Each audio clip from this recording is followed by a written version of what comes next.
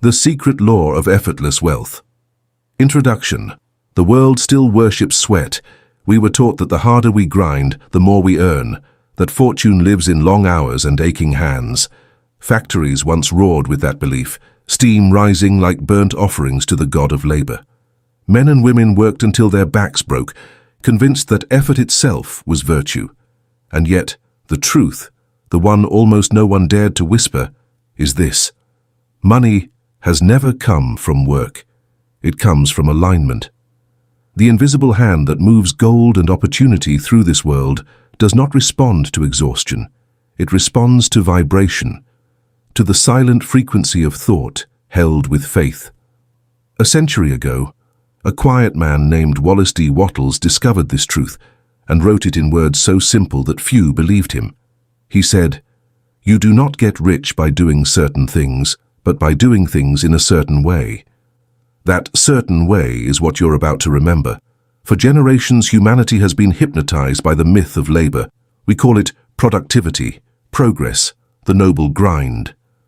But beneath those words hides a cruel misunderstanding, the belief that value is external, that money is earned from the outside in. Look around. The world's wealthiest are not always the hardest working. Some move through life with ease, while others toil endlessly and still sink into lack. Why? Because Wattles revealed what every mystic before him hinted at, that wealth is mental causation, not physical struggle. There is, he wrote, a thinking substance, an intelligent, creative field that fills the universe. Whatever form you hold in your mind with faith and gratitude, this substance begins to shape into reality. To most, this sounds impossible, yet all around us, nature obeys this same law. Every seed reproduces its kind. Thought is the seed of circumstance, and when your inner vibration matches the frequency of wealth, wealth cannot help but appear, through channels known and unknown. Think of your own life. How many times have you worked tirelessly, only to find doors closed?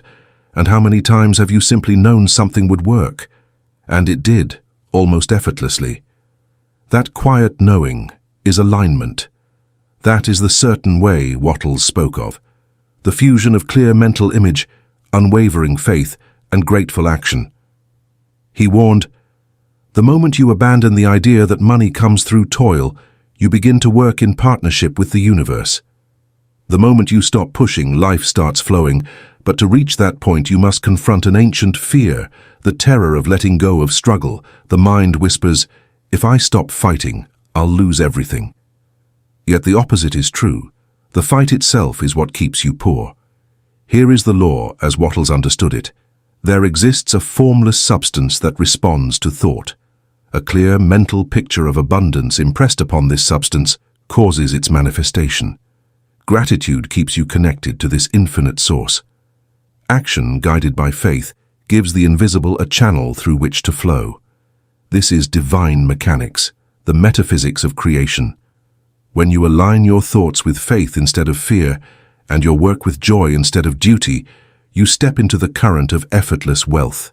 Then work transforms from toil to expression, from trying to make a living to allowing life to make through you. Every act done with awareness of abundance magnetizes an increase. Every word spoken with gratitude multiplies substance.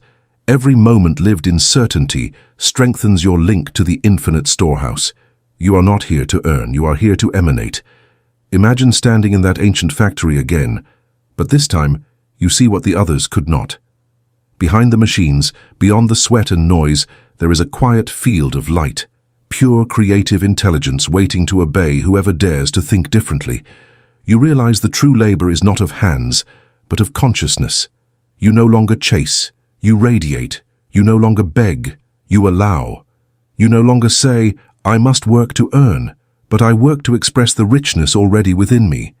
That is the secret of effortless wealth. Not a miracle, but a method. Not mysticism, but alignment with law. As you move into Chapter 1, the thinking substance, you'll see how this invisible intelligence has been shaping every event of your life, waiting for your conscious command. When you finally understand it, money ceases to be a struggle. It becomes a mirror. because from this point on you'll know you do not earn money, you summon it. Imagine where you could be just 90 days from now. A stronger mindset, better habits, more discipline, a completely different version of yourself. The truth is, success doesn't happen overnight. It happens through the small actions you repeat every single day. That's exactly why I created the 90-Day Success Planner.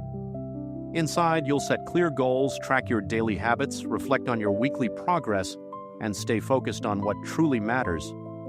This isn't just another planner. It's a system designed to help you become consistent. If you're ready to stop procrastinating and start building the life you actually want, grab your copy now. The link is in the pinned comment and the description. Your future self will thank you. Chapter 1. The Thinking Substance. The True Source of Wealth. Long before the first coin was minted, before banks or barter or the invention of trade, there existed something far greater, a living ocean of intelligence that filled the invisible space between all things. Wattles called it the thinking substance. He described it not as an idea, but as a reality, the primal essence from which gold, wheat, bodies, and worlds are shaped. Every tree, every thought, every human destiny arises from this unseen field. He wrote, "There is a thinking stuff from which all things are made, and which, in its original state, permeates, penetrates, and fills the interspaces of the universe. A thought, in this substance, produces the thing that is imaged by the thought." Pause for a moment and imagine that. An intelligent field surrounding you right now, waiting for your instruction. It breathes through your thoughts, hears your emotions, and responds to your certainty. This, not your job or your employer or your hours worked, is the true source of wealth. Humanity forgot this truth when it began to worship matter instead of mind. We learned to chase effects instead of mastering the cause. We began to dig for gold in the outer world, never realizing the gold mine was within. Wattles observed this error in his own era, a world enslaved by industry where men worked 16-hour days, yet remained poor in spirit and pocket alike. He saw that physical labor alone could not explain the prosperity of some and the poverty of others. If money were purely the result of effort, then the hardest workers on earth would be the richest. Yet the opposite is often true. He concluded, there must be a deeper law at play, a metaphysical law of creation, one that links thought to form, vibration to substance, consciousness to cash. The universe, he said, is not a machine but a living mind, and the mind that knows this truth can never truly be poor again. You've been taught to think of wealth as a competition, to believe that what another gains, you must lose. This is the consciousness of scarcity, the competitive mind which Wattles warned against. It breeds fear, jealousy, and separation. But the thinking substance is infinite. It cannot be depleted or cornered by anyone. It creates endlessly from within itself. When you understand that, everything changes. Consider this. Every time you envy another's fortune, you tell the universe, their wealth limits mine. But when you bless their abundance, you affirm, their gain proves mine is possible. The difference is energetic, yet it determines the entire trajectory of your life. Wattles taught that poverty is not a condition of circumstance, but of awareness. It is the result of thinking against the flow of creation, of imagining lack in an infinite field of supply. And once that field receives your thought of lack, it obediently manifests lack in form. You are right now surrounded by invisible substance waiting to shape itself into your idea of wealth. The only question is, what image are you impressing upon it? Wattles' discovery is both mystical and practical. He said that to manifest wealth one must form a clear mental image of the desired result, not vague longing but definite creation. Hold that image with unwavering faith, never doubting its reality. Express gratitude constantly, for gratitude keeps you in touch with the source. Act in a certain way, with purpose, efficiency, and joyful expectation, not strain. This is the true alchemy of wealth. Thought, faith, gratitude, action, manifestation. When you think richly, you magnetize opportunities. When you believe, you command substance to obey. When you act with gratitude, you give the universe permission to deliver. It's not magic, it's law. The law by which the seed becomes a tree and the idea becomes a fortune. Work then is not the generator of wealth, it is merely the stage upon which wealth appears. A gardener does not force a plant to grow by effort, he aligns with nature's process. In the same way, your role is not to push reality, but to hold the mental picture so faithfully that reality must yield to it. Think of it. The air you breathe is filled with this thinking substance. Every atom in your body is woven from it. It listens when you speak. It mirrors when you feel. It builds when you believe. When you truly grasp this, you stop begging life for scraps and start commanding it with reverence. You no longer say, "I must earn money," but "I must think and act in harmony with wealth." This is what Wattles meant by doing things in a certain way. Not the way of hustle, but the way of consciousness, calm, deliberate, creative. The rich man is not he who works hardest, but he who works with the laws of the universe instead of against them. As your awareness deepens, you'll begin to feel it, a subtle shift in your energy, a quiet authority that says, "All supply moves through me." And in that realization, work becomes sacred, not as a burden but as a joyous expression of divine creation. In the next chapter, The Illusion of Labor, we'll dismantle the greatest lie of all, the belief that money is the child of exhaustion. You'll see why struggle repels supply, and how faith, not force, opens the gates of abundance. Because once you understand the nature of the thinking substance, you'll never again mistake effort for power. You'll know the universe doesn't pay for toil. It pays for awareness. Chapter 2. The Illusion of Labor. Why Struggle Repels Supply. Picture the worker at dawn, his breath visible in the cold, his tools heavy in hand. He believes, as most do, that the sweat of his brow is what earns him survival. He wakes, he labors, he sleeps, and he repeats. Generations have done the same. Millions chained to the rhythm of labor, repeating a creed carved into the human psyche. Work harder, and you'll have more. Yet the paradox stands. Some work endlessly and remain poor, while others seem to attract abundance with little visible effort. Why? Because work, as society understands it, is not the cause of wealth. It's the echo of consciousness. The outer world simply mirrors the belief you hold within, and when that belief is in struggle, the universe, obedient as ever, sends you more struggle. Wattles saw it clearly in his time. Factories roaring with exhausted men, fields filled with bent backs, and yet all around him others becoming rich with ease. He dared to say what no industrial man would. It is not by hard work that men get rich, but by doing things in a certain way. That certain way was alignment, the harmonious cooperation between thought, faith, and action. Labor alone, disconnected from faith, becomes friction. Think of a wheel turning against the current. No matter how fast it spins, it makes no progress. That is the illusion of labor, motion mistaken for creation. Most people confuse the two. They run endlessly, chasing what could be magnetized effortlessly if only they would stop running and start aligning. To struggle for money is like trying to grab water with clenched fists. The tighter you hold, the less you have. This is where the illusion becomes dangerous. The world glorifies exhaustion, the grind culture that praises burnout as proof of worth. We wear fatigue like medals of honor and call it discipline, unaware that the frequency of strain is the exact vibration that repels abundance. Wattles warned against this mindset. To think that wealth is the reward of toil is to live in error. It is the result of right thinking and right action. Consider your own experience. Have you ever forced a project, pushing with willpower alone, and watched it collapse? Then remember another time when things simply clicked, when doors opened, when coincidences seemed to conspire in your favor. That's not luck. That's alignment. It's the universe responding to the tone of your energy, not the volume of your effort. The subconscious mind does not understand overwork, it only understands vibration. When your energy says, "I must fight for what I want," it translates that signal literally. You must fight.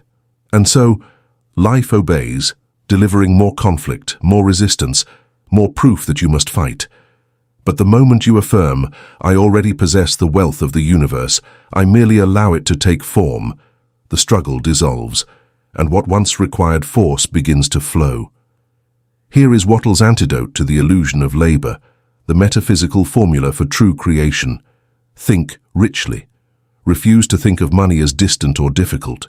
Every thought of hardship cuts you off from the creative flow.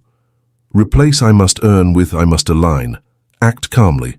Work with intention, not desperation. Each act must be infused with the awareness that you are a channel for infinite supply. Let your movement be graceful, not frantic, for the infinite never rushes. Rest in faith. After doing all you can in the outer world, release the outcome. Faith is the act of energetic surrender, the proof that you trust the invisible to complete what you began. Live in gratitude.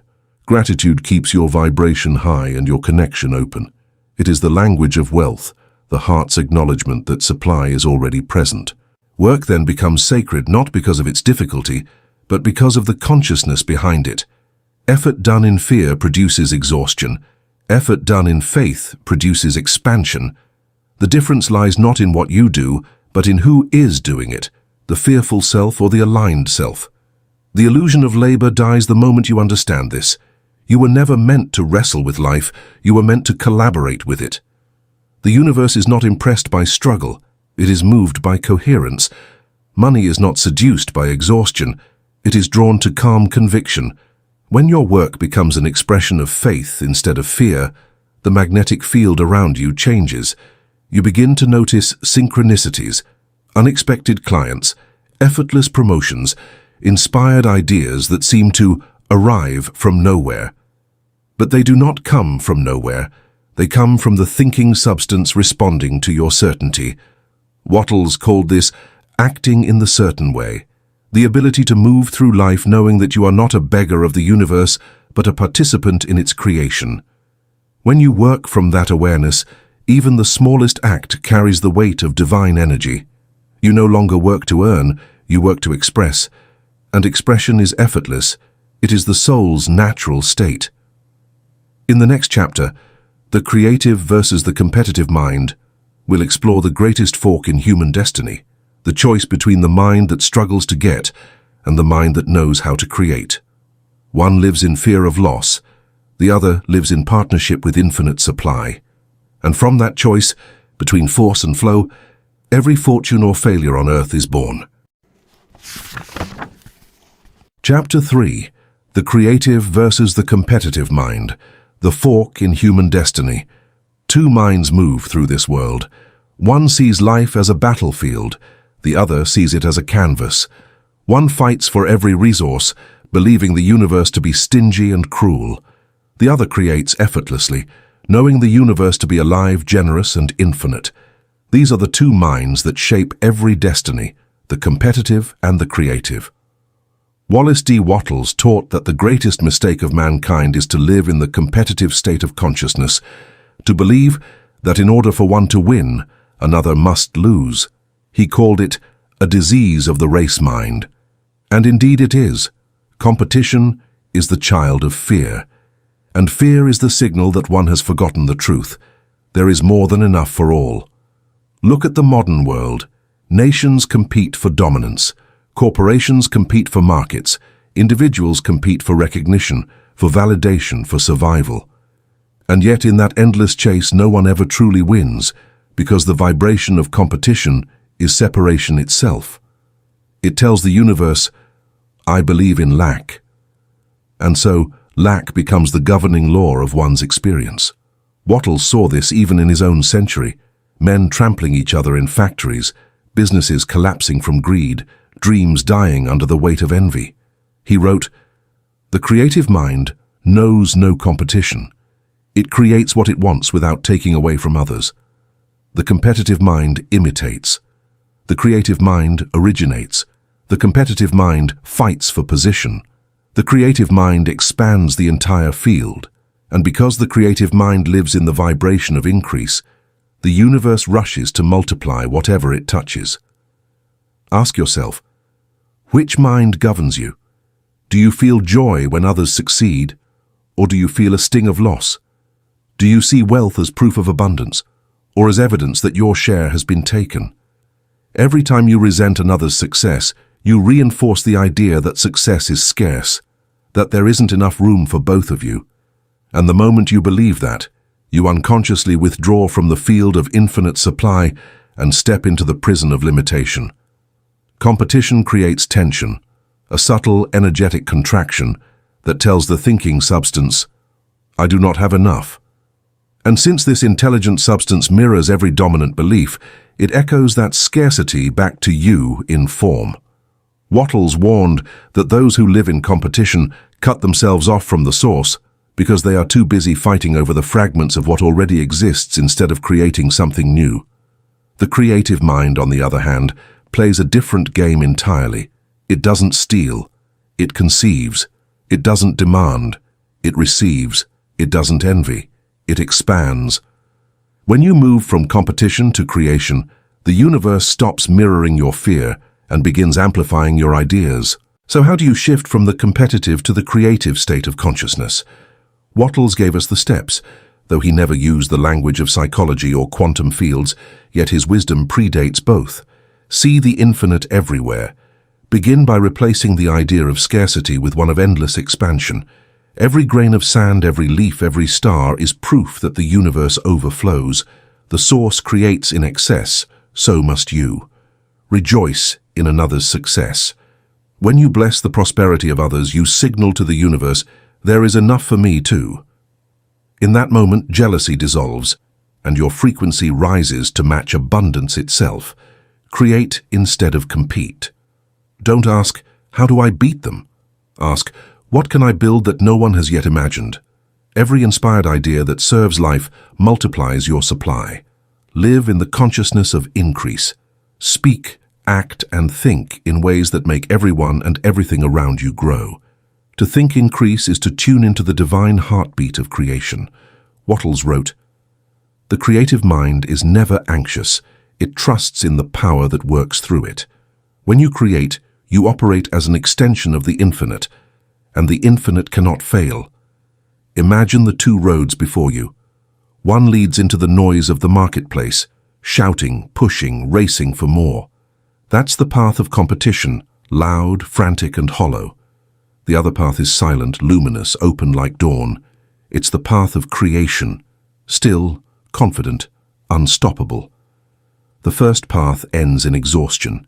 The second ends in expansion. You must choose." Wattles' message is timeless because it isn't about business or economics. It's about consciousness. The creative mind is the mind of God expressing through you. And when you think as God thinks, you never need to compete, for you are the source itself in motion. As you move through life, remember this: whenever you envy, you contract. Whenever you bless, you expand. Whenever you compete, you block the flow. Whenever you create, you open it wide. To create is to agree with life. And when you agree with life, life agrees with you. In the next chapter, The Power of Definite Vision, we'll enter the heart of creation, the sacred act of imagining. You'll see how a single clear mental picture, held with faith, has more creative power than 1,000 days of hard labor. Because when your vision is definite, the universe has no choice but to obey.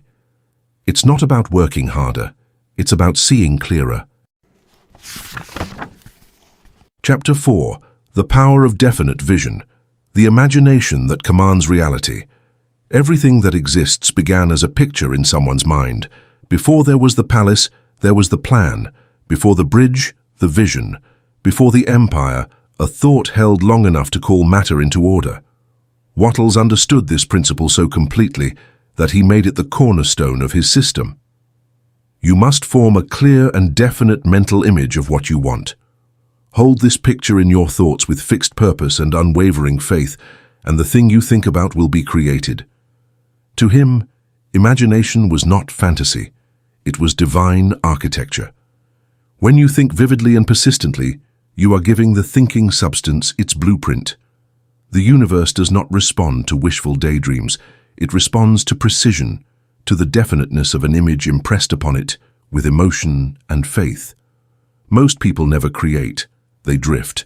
Their mental pictures flicker and fade with every mood. One day they desire freedom, the next they fear it. Their inner movie keeps changing, so the outer world never knows what to project. Wattles wrote that the average person moves as a ship without a chart or compass, tossed by conditions instead of commanding them. They pray for prosperity while imagining lack, speak of faith while vibrating fear, act with hope one moment and despair the next, and then they wonder why life feels inconsistent. A definite vision acts like gravity. It gathers the formless into form. An indefinite mind scatters its own power. Without a clear picture, the universe has nothing to obey.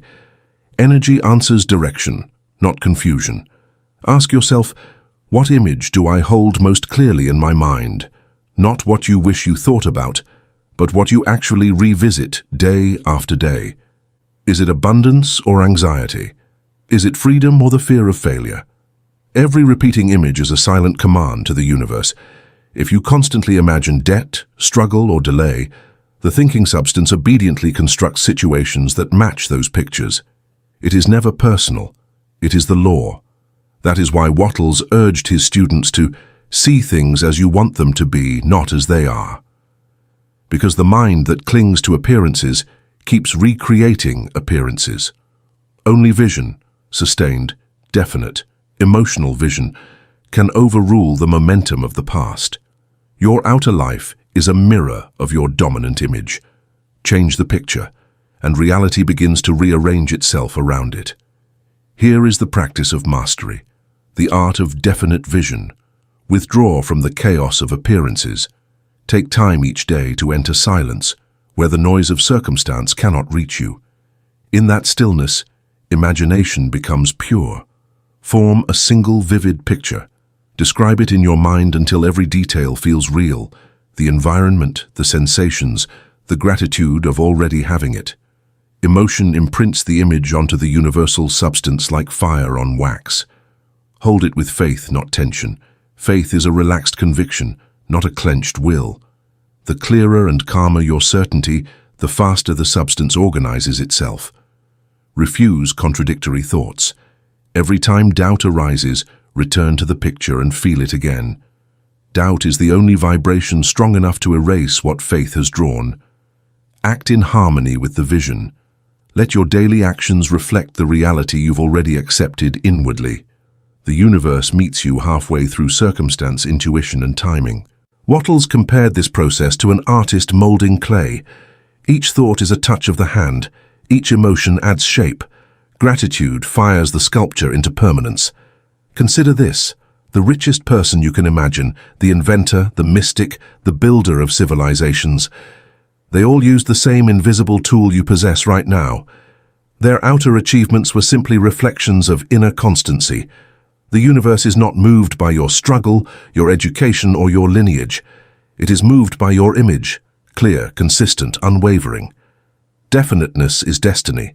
When you choose a picture and refuse to let it go, the formless begins to crystallize around it. Events reorganize, people appear, coincidences align, because reality must obey the mind that knows what it wants. To live without a definite vision is to live as an echo. To hold one is to live as a creator. Wattles' quiet instruction still resounds. Think what you want, do not think of what you do not want. And that single command, practiced daily, has the power to alter the entire landscape of your life. In the next chapter, Faith, the substance of things desired, we will explore the bridge between thought and manifestation, the mysterious force that turns imagination into form. For even the clearest vision cannot live without the energy of belief behind it. Vision is the map. Faith is the current that carries it into reality. Chapter 5. Faith, the substance of things desired. There comes a moment in every creator's journey when the image is formed, the intention is clear, yet nothing has appeared. The mind wavers. Maybe it isn't working. Doubt creeps in like fog, covering the radiant picture once so alive. It is here in this sacred in-between that faith begins. Faith is not blind belief. It is spiritual eyesight, the vision that sees through delay into certainty. Wattles called it the substance of things desired. He meant it literally. Faith is the invisible material from which the visible is shaped. Where thought designs and imagination colors, faith provides the mass, the energetic density that pulls form out of the formless. Without it, even the clearest vision drifts like smoke. With it, mountains move, currents bend, and matter yields. Most people confuse faith with hope. Hope waits. Faith knows. Hope says, someday. Faith whispers, already. Wattles saw that the world suffers not from lack of opportunity, but from lack of conviction. Men and women pray for abundance while secretly expecting disappointment. They think two opposite thoughts at once, one of wealth, one of worry, and the universe, hearing both, delivers neither. He wrote, "To think faithlessly is to sever your connection with the source. You must know that the thing you desire is at this moment forming around you. That knowingness, quiet, unshakable, is what most have lost in an age that worships proof.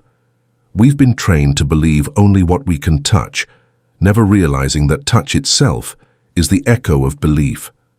The unseen must be believed before it can be seen. Think back to a time when you knew something good was coming. You didn't hope, you felt it. You spoke as if it were already true.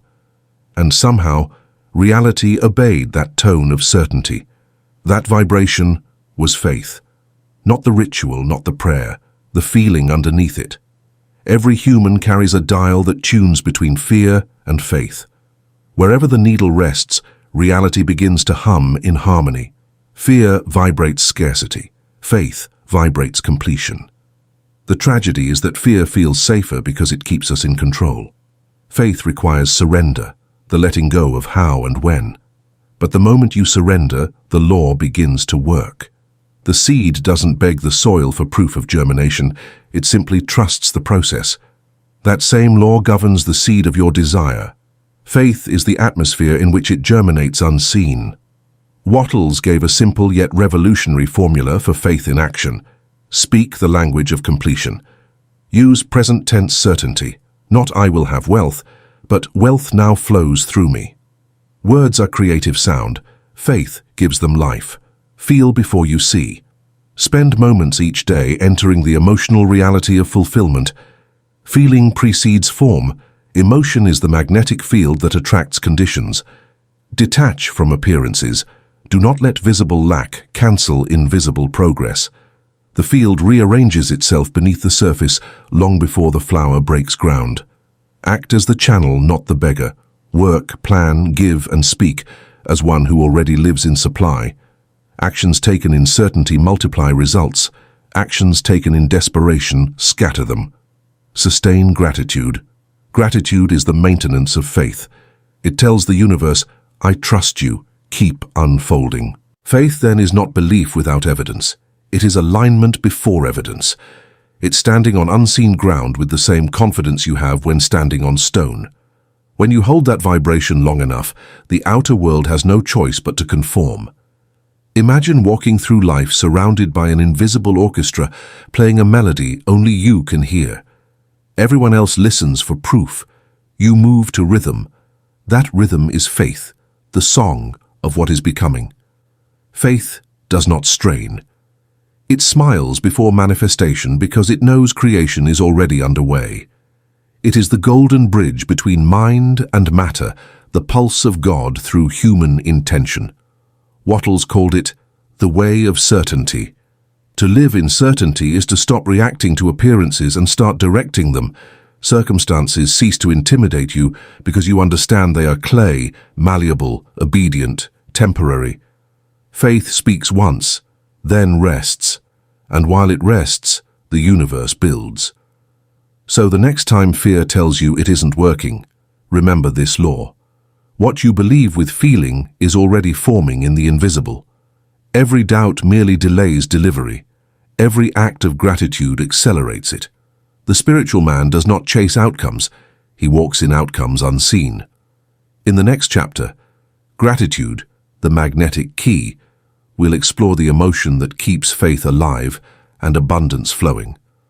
For gratitude is more than politeness. It is the resonance that locks you into the frequency of creation itself. If faith builds the bridge, gratitude lights the path across it. Chapter 6. Gratitude, the magnetic key. There is a sound that only the soul can make. It is not prayer. It is not petition. It is the quiet hum of gratitude, a vibration so high, so clear, that the universe cannot resist answering it. Wallace D. Wattles called gratitude the key that keeps you connected to the source of your supply. To him, gratitude wasn't sentiment, it was alignment. When you are grateful, you tune your inner instrument to the frequency of abundance. Everything in the universe moves toward harmony, and gratitude is the ultimate harmony between the creator and the created, the song of acknowledgement that says, "I know where my good comes from." Most people only feel grateful when things go right. They see gratitude as a reaction to gain, but metaphysically, gratitude is not the effect of abundance. It is the cause. Wattles wrote, "The grateful mind is constantly fixed upon the best, therefore it tends to become the best."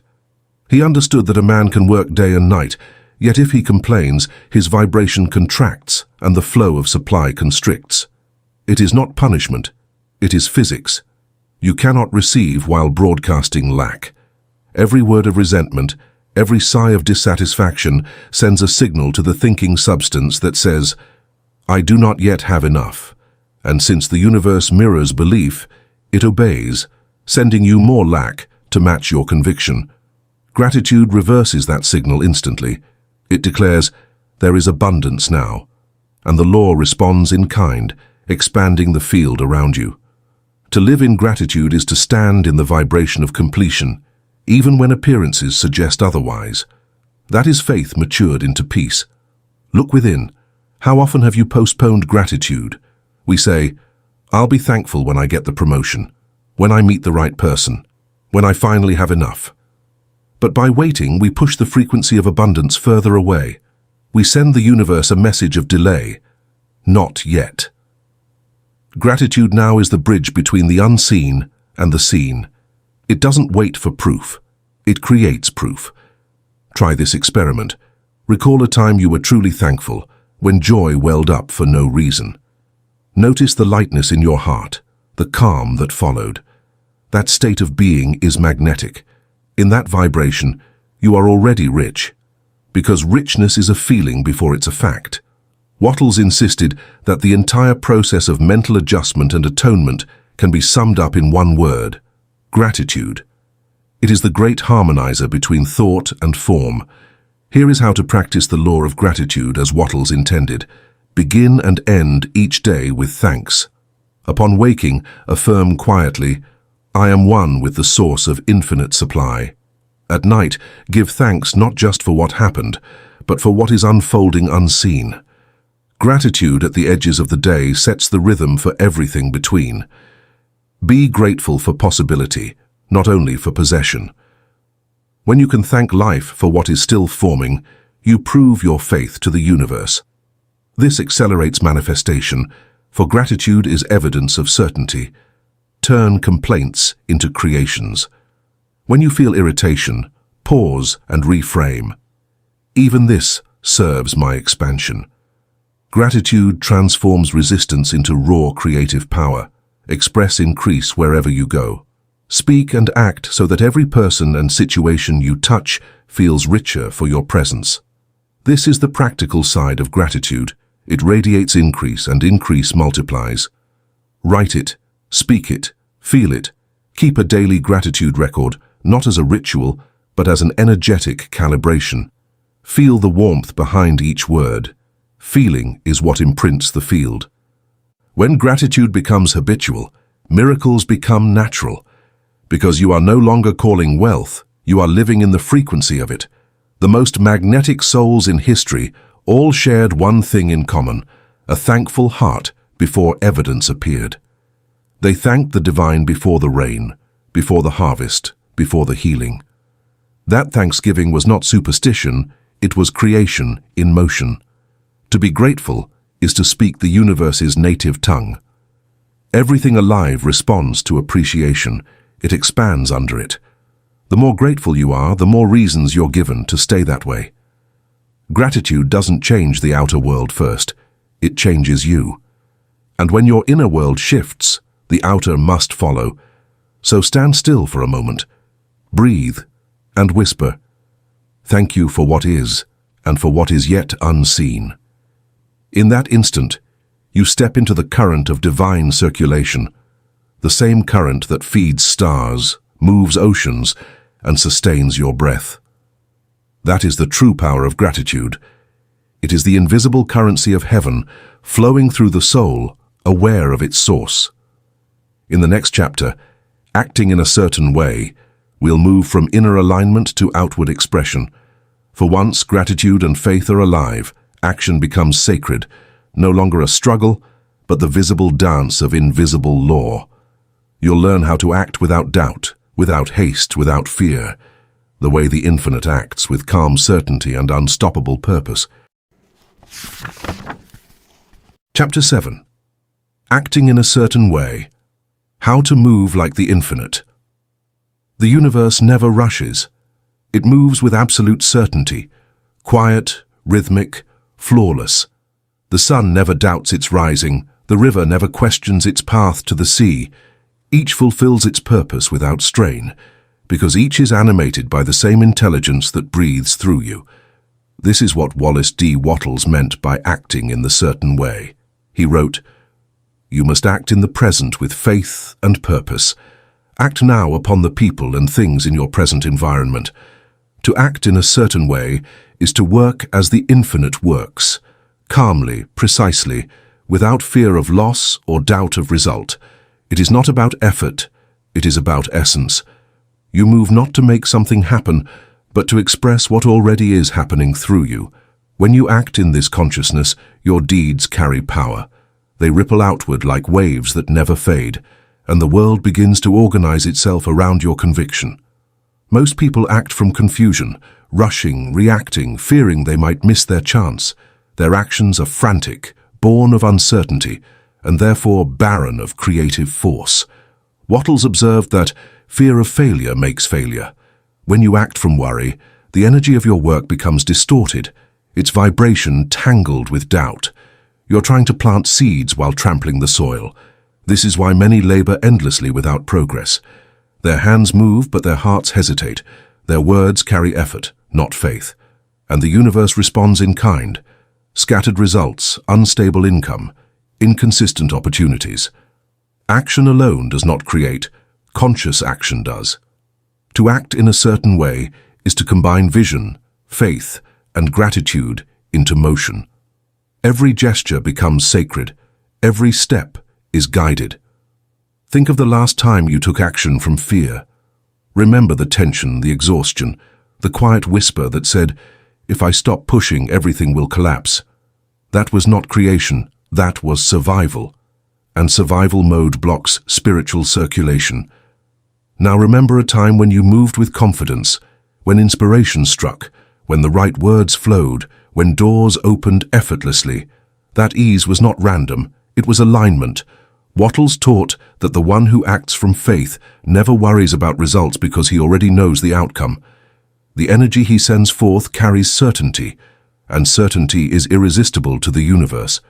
Action taken in this state carries more power than years of labor without conviction, because law responds not to motion, but to meaning. Here is the practice of acting in a certain way, the method Wattles meant when he said, "By thought, you make the thing. By action, you receive it."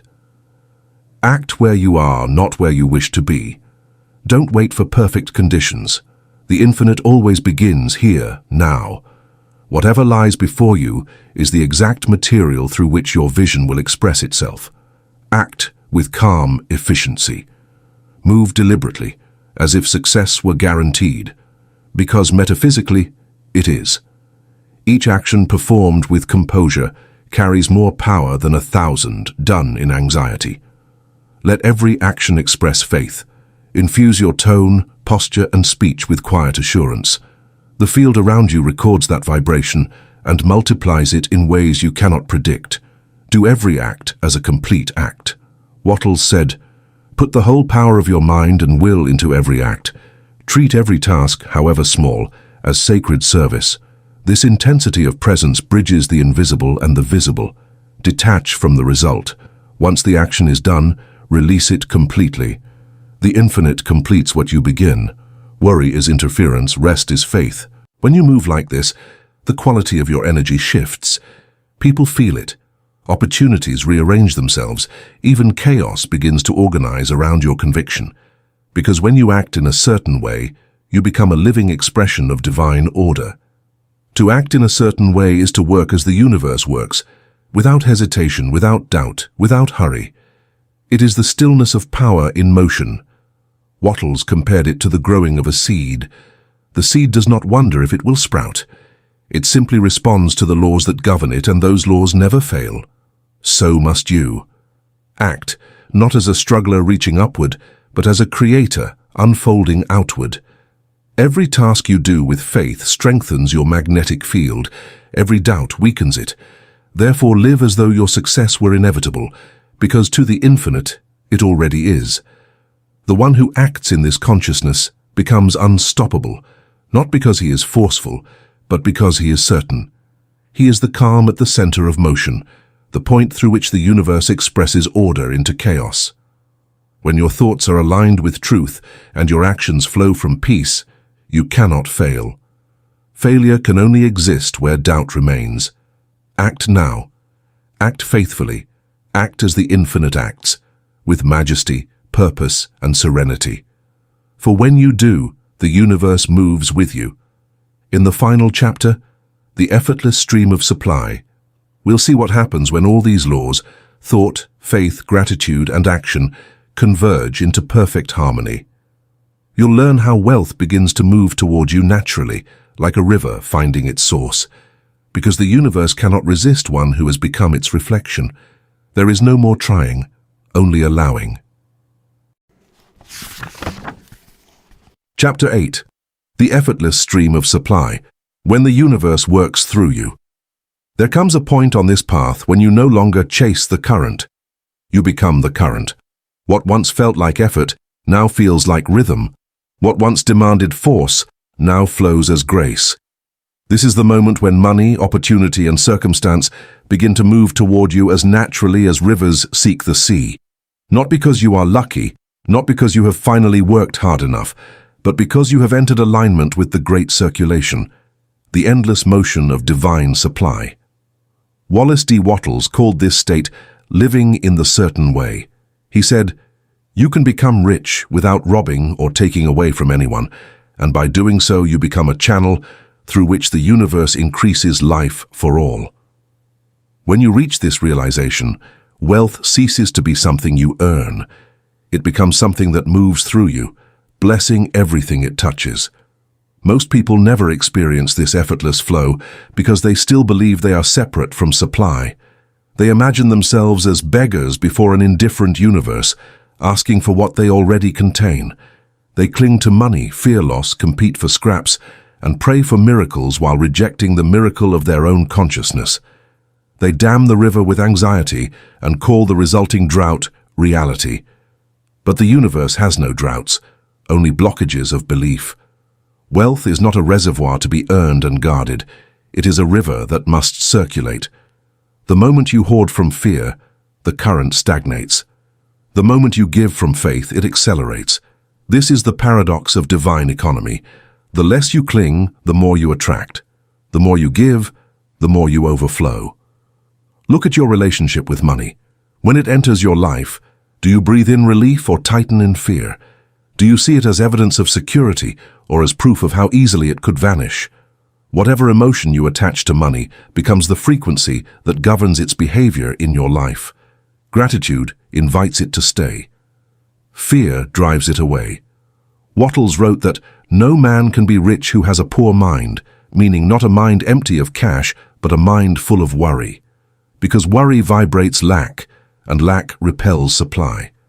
Your task then is not to chase wealth, but to stabilize your vibration so that wealth can circulate freely through you. You are the riverbed. Money is only the water. When the channel is open, clean of fear, aligned in faith, the flow becomes constant. To live in the effortless stream of supply, see money as energy, not matter. It is the visible form of invisible movement. Treat it with reverence, not attachment. It comes and goes according to your inner flow. Keep circulation alive. Give freely, not as loss, but as participation in the universal rhythm. Every act of generosity expands your capacity to receive.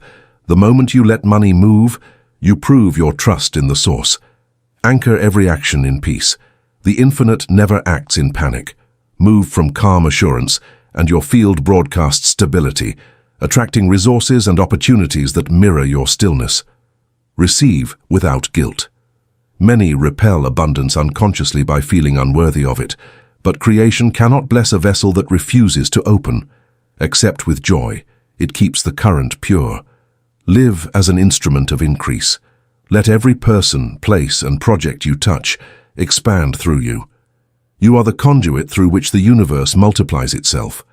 To increase life for others is to ensure life increases for you.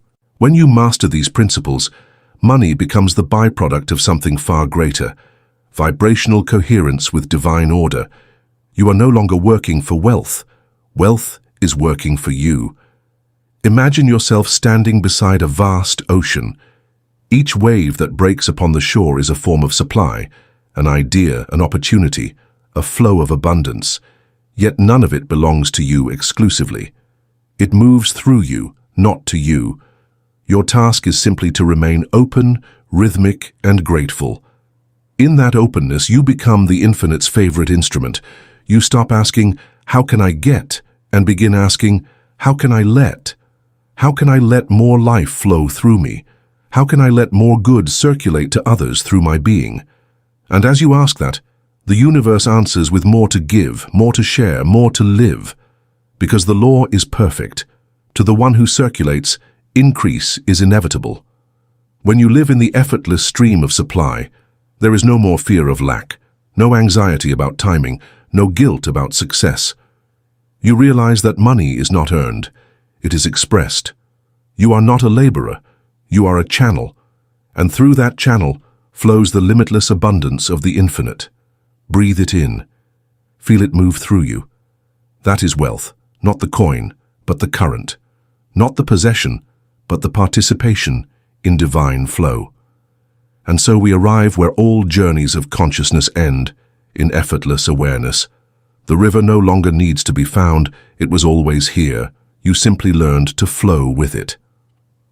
In the epilogue, The True Currency, we'll close this series where it began, with the revelation that money is only the shadow of something far greater, the radiance of divine life expressing through awakened consciousness. You'll see that the richest man is not the one who has the most, but the one who moves with the source in perfect trust. Epilogue, The True Currency. The secret is simple, and yet it took lifetimes to remember. You were never chasing money. You were chasing meaning. All the gold, all the effort, all the striving. They were symbols, not substance. They were reflections of something deeper your soul always knew. That value does not live in things, but in being. When Wattles wrote that the purpose of life is the advancement and increase of life, he was describing the real currency of the universe. It is not money, it is awareness. Money is merely one of the forms awareness takes when it flows freely through consciousness. The true currency of the universe is life itself, moving through you, expressing as you. When you understand this, you stop serving money and start serving life, and then money serves you. Humanity has mistaken symbols for the source. We collect pieces of paper and digits on screens and call them wealth. We measure worth by accumulation rather than expansion, and so we have built an economy of fear, a world obsessed with earning rather than expressing. This illusion is what Wattles sought to dismantle. He saw that man's endless striving had blinded him to the law of being. He wrote, "The very best thing you can do for the whole world is to make the most of yourself." To make the most of yourself means to let more of the infinite flow through your mind, your hands, your heart. When you do that, Increase happens automatically, in money, in peace, in purpose. But when you resist that flow through greed, worry, or guilt, the current slows. You feel poor not because supply is gone, but because you've stepped out of its rhythm. Ask yourself gently, why do you truly want money?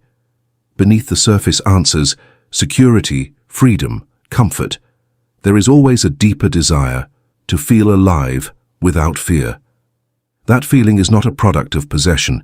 It is the natural state of the soul when it remembers its source. Money was never the goal. It was a mirror, reflecting your belief about your own power. When you feared lack, money fled. When you trusted life, money followed. When you tried to prove your worth through labor, you felt weary. When you acted from faith, doors opened by themselves. The lesson was never about working harder. It was about remembering that you were already connected to everything you sought to earn. You are not separate from the source of supply. You are its expression, and to the degree that you live as that expression, abundance has no choice but to appear. Here is the final teaching of Wattles distilled into living practice. Think creatively, never competitively. See life as infinite, yourself as a co-creator, and every soul as part of the same circulation. This alone will dissolve envy, scarcity, and fear. Hold faith as substance. Believe not in distant outcomes, but in the unseen presence that is already forming them. Speak, act, and rest from that knowing. Give gratitude a voice. Thank everything, even the delay, even the lesson. Gratitude is what keeps you attuned to abundance when appearances suggest the opposite. Act in a certain way. Let your work be quite proof of your faith. Move without hurry, speak without doubt, and treat every act as a sacred transaction between the infinite and form. Circulate life. Wherever you go, leave increases. Give more energy, clarity, kindness, and beauty than you take. This is the divine economy, and in it, your return is guaranteed. When you live like this, money no longer feels separate from spirit. It becomes an instrument, a way for the infinite to serve itself through you. And that is the highest prosperity of all. To know that what you receive for the sake of giving more. Stand still now. Breathe. Feel the pulse within your heart, that steady rhythm of life itself. That is the true currency. It circulates without end, needing no mint, no measure, no permission. It is wealth beyond numbers, the very breath of God through the form called you. Money is only its shadow. When you chase the shadow, you labor. When you honor the light, the shadow follows you effortlessly.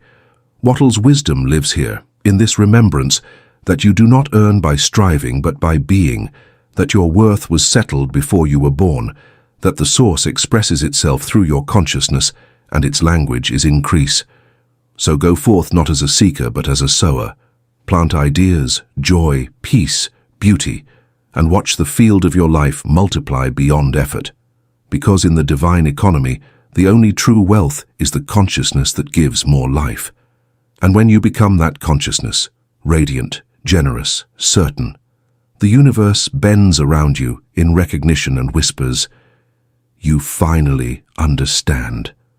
The current moves, the river flows, and all that you once struggled to earn begins to arrive quietly, faithfully, inevitably, as the reflection of who you have become. It is summoned by consciousness. It flows through gratitude, obeys faith, and moves wherever increase is served. You are not here to earn a living. You are here to give life, and in doing so, you will discover the greatest prosperity of all, the peace of knowing that everything that belongs to you is already yours, and always has been. 90-Day Success Planner. Download now. Link in pinned comment and description. Start today. Become better every day.